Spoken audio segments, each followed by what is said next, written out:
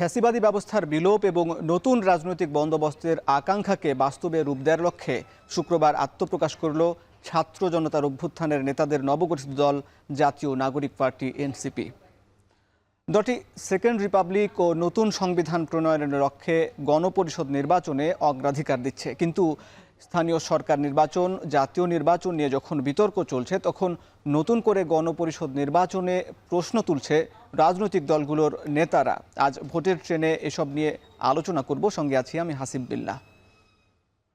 শুরুতেই দেখে নিতে চাই ভোটের মাঠে আজ কে কি বলেছেন। আজ নির্বাচন কমিশনার কথা বলেছেন একটি বৈঠকের পরে। এম নাসির উদ্দিন বলেছেন, ইলেকশন ইঞ্জিনিয়ারিং করে ভোট সন্ত্রাস করে আপাত দৃষ্টে জেতা যায়, কিন্তু আখেরে দেশের জন্য দলের জন্য ভালো হয় না। এবং একই অনুষ্ঠানে নির্বাচন কমিশনার তাহমিদ আহমদ বলেছেন, স্বচ্ছ নির্বাচন আয়োজনের জন্য বদ্ধ ঘরের পরিবর্তে খোলা মাঠে নির্বাচন হোক। এদিকে বিএনপির স্থায়ী কমিটির সদস্য সালেউদ্দিন আহমেদ বলেছেন, নির্বাচন প্রক্রিয়া যত দীর্ঘায়িত হবে চলমান সমস্যা আরও বাড়বে। তিনি দ্রুত নির্বাচনের দাবি জানিয়েছেন। এদিকে বিএনপির স্থায়ী কমিটির সদস্য মির্জা আব্বাস বলেছেন, নতুন দল এসেছে, আপনারা সাবধান থাকবেন। আমি কিন্তু তাদের স্লোগান বুঝি না। আমি বুঝি নাই দ্বিতীয় স্বাধীনতা, বুঝি নাই সেকেন্ড রিপাবলিক। ভোটের ট্রেনে আজ এ বিষয়ে আলাপ করতে যুক্ত আছেন জাতীয় নাগরিক পার্টির যুগ্ম সদস্য সচিব ফরিদুল হক। যুক্ত হচ্ছি তার সঙ্গে। ফরিদুল হক, মির্জা আব্বাসের মন্তব্য ধরে জানতে চাই, আপনাদের স্লোগানে বেশি ব্যবহার হয় ইনকিলাব জিন্দাবাদ, এবং দ্বিতীয় স্বাধীনতার কথা আসে, সেকেন্ড রিপাবলিকের কথা আসে, এবং আত্মপ্রকাশের দিন নাহিদ ইসলাম বলেছেন যে সেকেন্ড রিপাবলিক কোনো অধরা স্বপ্ন নয়, এটি আমাদের প্রতিজ্ঞা।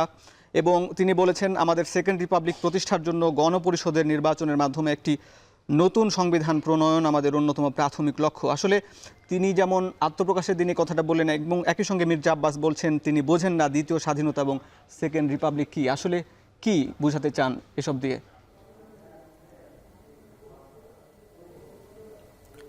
ধন্যবাদ।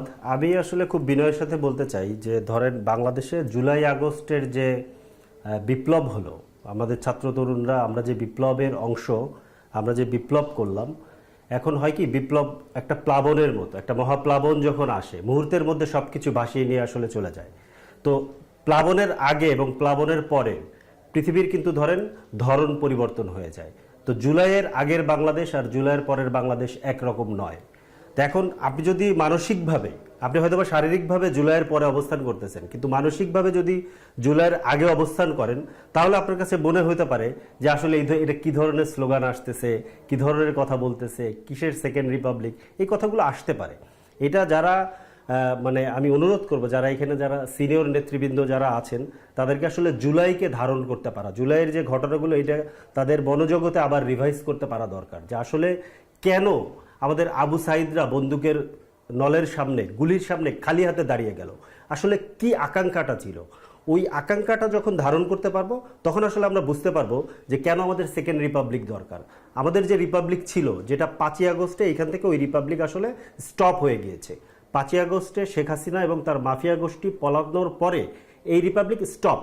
আমরা এখন আসলে নতুন রিপাবলিকে যাওয়ার যে ট্রানজিশন টাইম, আমরা একটা ট্রানজিশন টাইমে আছি। পুরনো রিপাবলিক আর কাজ করছে না, কারণ ওই পুরনো রিপাবলিকের হাতে, যেই রিপাবলিককে এখানকার মানুষ তাদের ট্যাক্সের পয়সা আসলে পুষত, সেই রিপাবলিকের হাতে কিন্তু আমাদের এই আবু সাইদ সহ অন্তত 2000 শহীদের রক্তের দাগ, ওই রক্তের দাগ নিয়ে আমরা আবার ওই পুরনো বন্দোবস্তে, পুরনো রিপাবলিকে ফেরত যেতে পারি না।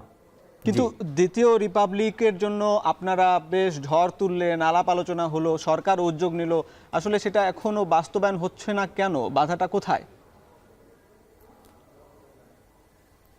না, বাধা নেই। আমরা তো ধরেন আমাদের মতো করে আমরা একটা দিতে চেয়েছিলাম, তখন রাজনৈতিক দলগুলো আগ্রহ দেখালো, তাদের সাথে আমরা কথা বলেছি যে না, তারাও এটার মধ্যে ইনক্লুড হয়ে তা ভূমিকা রাখতে চায়। সরকার পরে উদ্যোগী হয়ে বলল যে সরকার আসলে সবাইকে নিয়ে এটা করবে। এখন সরকারের হাতে যেহেতু আছে, সরকারের একটু টাইম লাগে, সরকার তো আর শুধু এটা নিয়ে কাজ করে না, তাদের তো আরো অনেকগুলো রাষ্ট্রীয় ইস্যুকে, রেগুলার এবং ইরেগুলার অনেকগুলো ইস্যুকে ডিল করতে হয়। আপনার কি মনে হয় বিএনপি এক্ষেত্রে বাধা হয়ে দাঁড়িয়েছে? না না না, আমরা এটা মনে করি না বিএনপি কেন বাধা হয়ে দাঁড়াবে। আমরা বিএনপিকে ওইভাবে আমরা ট্রিট করতে চাই না। আমরা বিএনপির কাছে অনুরোধ করতে চাই, বিএনপিকে আমরা ওইভাবে ট্রিট করতে চাই না যে এই যে জুলাই বিপ্লব, এই বিপ্লবের তারাও অংশীদার, এই বিপ্লবের তারাও অংশীদার। তাদের এটা বুঝতে হবে যে পুরনো যে বন্দোবস্ত, এই বন্দোবস্তের সর্বশেষ রেজাল্ট ছিল হচ্ছে একটা ফ্যাসিবাদী শাসন, যেই ফ্যাসিবাদী শাসনের ওনারাও ভুক্তভোগী, এবং এই ফ্যাসিবাদী শাসনের চূড়ান্ত পরিণতি ছিল হচ্ছে গিয়ে এই গণহত্যা। তো এইটার মধ্য দিয়ে আমরা আবার তো ওই পুরনো জায়গায় ফেরত যেতে পারি না। তো অবশ্যই আমাদেরকে নতুন জায়গায় যেতে গেলে আমাদেরকে একটা প্রোক্লেমেশন লাগবে। সেই প্রোক্লেমেশন দিতে সবাইকে নিয়ে আমরা এই প্রোক্লেমেশন দিতে চাই। সেজন্য আমরা বিভিন্নভাবে আহ্বান জানিয়েছি, আমাদের নেতৃবৃন্দরা বিভিন্ন জনের সাথে কথা বলেছেন। সরকার যেহেতু উদ্যোগী হয়েছেন, দেখা যাক সরকার কি করে। আমাদের ধারণা সরকার খুব শীঘ্রই এটা ডিক্লেয়ার করতে পারবে।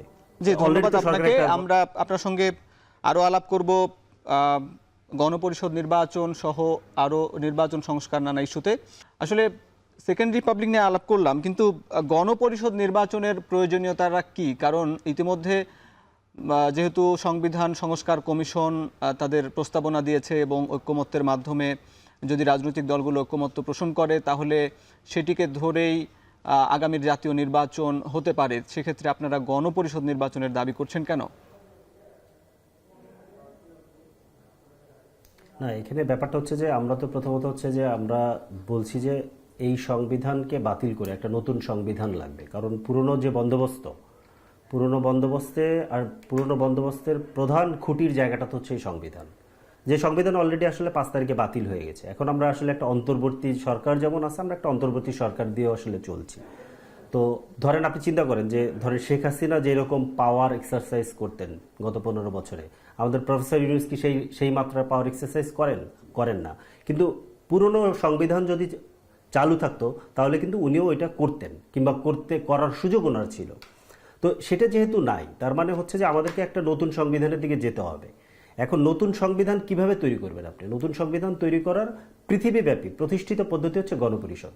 গণপরিষদের একটা নির্বাচন হয়, সেই নির্বাচনে সমাজের মানে ভোটের মাধ্যমে, সরাসরি জনগণের ভোটের মাধ্যমে সমাজের বিভিন্ন অংশের প্রতিনিধিরা, সেটা বিভিন্ন পর্যায়ের মানে প্রতিনিধি হতে হবে। সেটা ডেমোগ্রাফি অনুযায়ী হতে পারে, জিওগ্রাফি অনুযায়ী হতে পারে, বিভিন্ন ধর্ম বর্ণ বিভিন্ন পর্যায়ের মানে প্রতিনিধিরা এই গণপরিষদে বসে কোনো একটা ডিক্লারেশনের উপরে কিংবা কোনো একটা প্রোক্লামেশনের উপরে বেস করে তারা আসলে একটা সংবিধানের খসড়া তৈরি করেন।